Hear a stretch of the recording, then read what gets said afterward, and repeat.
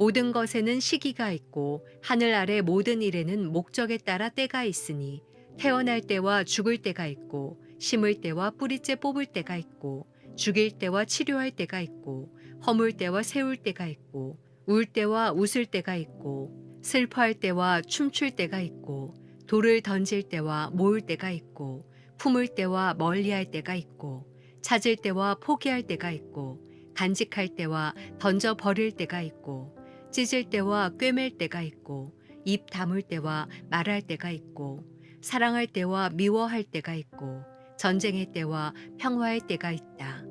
사람이 열심히 일해서 얻는 것이 무엇인가?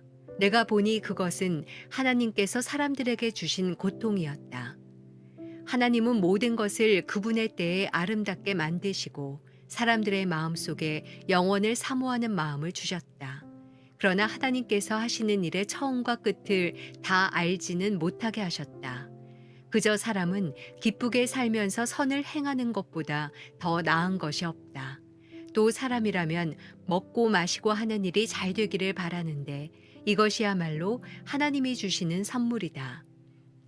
또 하나님께서 하시는 일은 무엇이든 영원하다는 것도 안다. 아무것도 거기에 더할 수도 뺄 수도 없다. 하나님께서 이렇게 하시는 것은 사람으로 하여금 하나님을 경외하게 하려는 것이다. 예전에 있었던 일이 지금도 있고 앞으로 일어날 일도 이미 있었던 것이다. 하나님께서는 지나간 일을 또 되풀이 하신다. 금요일 아침 하나님 말씀 묵상하고 또 기도하는 은혜의 시간 갖기 원합니다. 오늘은 우리가 전도서 3장 1절에서 15절까지의 말씀을 함께 나누겠습니다. 오늘 솔로몬은 1절에 나타난 것처럼 모든 것에는 시기가 있고 하늘 아래 모든 일에는 목적에 따라 때가 있다라고 말하고 있습니다. 그러면서 한 사람이 살아가는 인생 전체에 대해서 각각의 때가 있음을 아주 자세하게 또 그림의 언어로 우리에게 설명하고 있습니다. 그런데 이상한 것은 이 모두한 때에 대해서 10절에 보면 내가 보니 그것은 하나님께서 사람들에게 주신 고통이었다라고 말하고 있습니다. 우리는 살아가면서 종종 사람의 적절한 때가 있음을 경험하면서 살아갑니다. 그러니 우리가 그 인생의 걸음을 걸어오고 난 뒤에 뒤따라오는 사람들을 향하여 그 때에 대해서 가르쳐 줄 때가 있지 않습니까? 특별히 부모는 자녀들에게 그 적절한 때에 대해서 늘 가르쳐 주고 있습니다.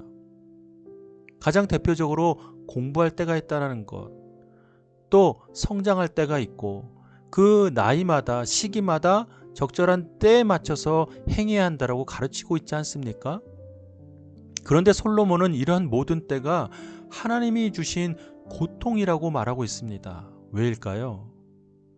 그 이유가 11절에 있습니다. 하나님은 모든 것을 그분의 때에 아름답게 만드시고 사람들의 마음속에 영혼을 사모하는 마음을 주셨다라고 말합니다.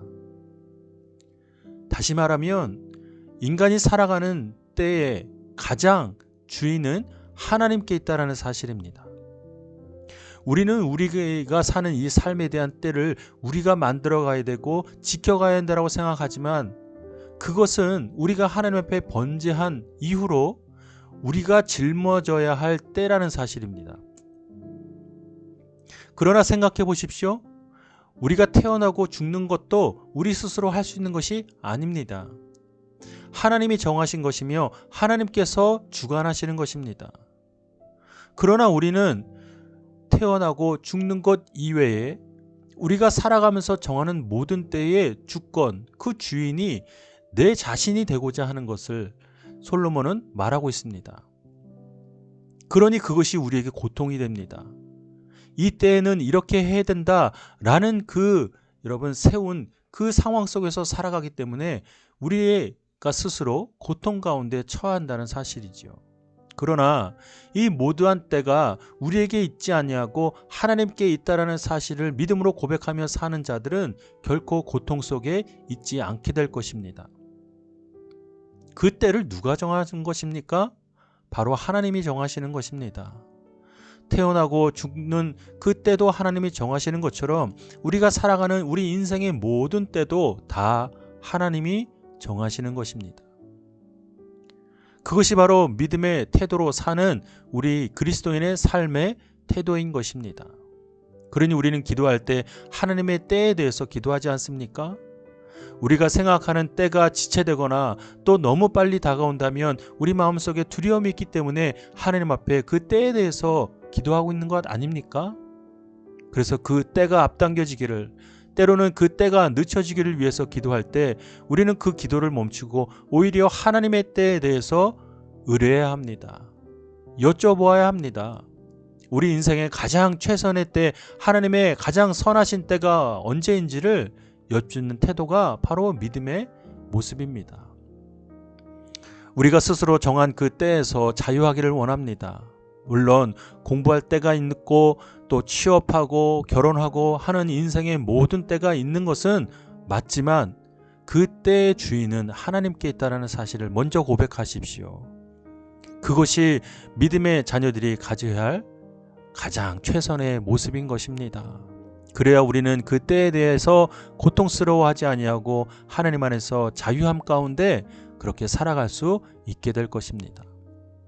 혹 여러분 가운데 그 때가 지체되는 것으로 인하여 기도 가운데 있는 분이 계십니까?